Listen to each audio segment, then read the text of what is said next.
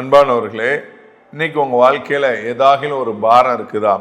ஏதாகிலும் ஒரு பாரம் உங்கள் இருதயத்தை ஆண்டு கொண்டு இருக்கிறதா? மனசில் ஏதாவது கவலை, துக்கம், துன்பம்?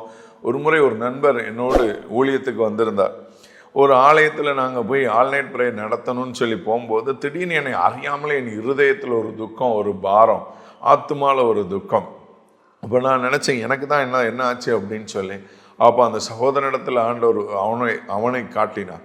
அவன்கிட்ட கேட்கும்போது, உனக்கு என்னடா பிரச்சனை, எதுவும் பிரச்சனையா, சோர்வாக இருக்கியான்னா, என் பிரச்சனை உனக்கு எப்படி தெரியுங்க?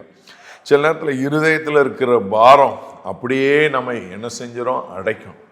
பாருங்க, ஒரு மனிதன் ஒரு பாரத்தை சுமந்து கொண்டு நடந்து வந்தான். அந்த காலத்தில் இந்த கதை சொல்லுவாங்க. ஒரு பாரத்தை சுமந்து நடந்து வந்தான்.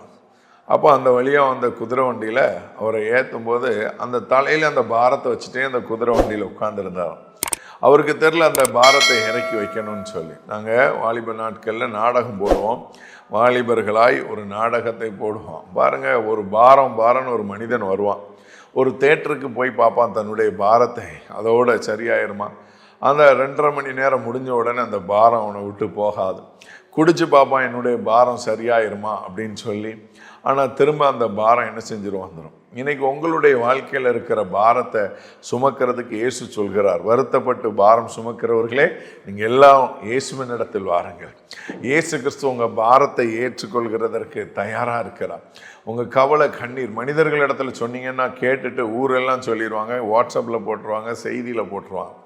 ஆனால் இயேசு கிறிஸ்து மட்டும்தான் உங்கள் பாரத்தை சுமக்கிறதுக்கு ஆசையாக இருக்கிறார். நிறைய பேர் பிரச்சனையோட ஆலயத்துக்கு வருவோம், ஆண்டவரை தேடி வருவோம், ஆண்டவரை இவ்வளோ பெரிய பாரம் அப்படின்னு சொல்லிட்டு வருவோம்.